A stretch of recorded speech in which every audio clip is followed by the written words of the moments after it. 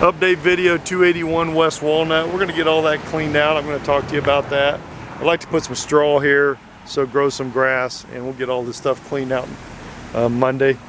I wanted to show you back here, we got all the gravel in. So this actually took about, this was all day. They brought in 10 ton. They're supposed to bring 6, but they're going to get all this taken care of here. All the gravel got put in back here, so it looks really good. So this is a usable space, and there's not going to be any issues back here. And then they still got a little bit more here to do,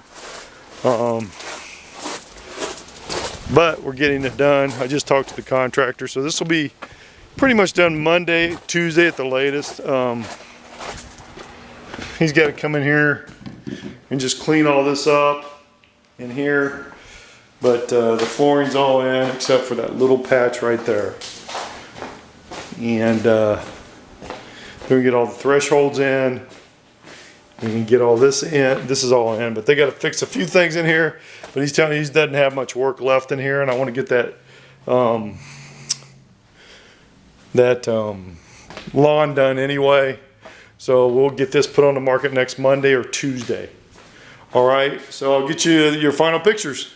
Thanks and have a great day.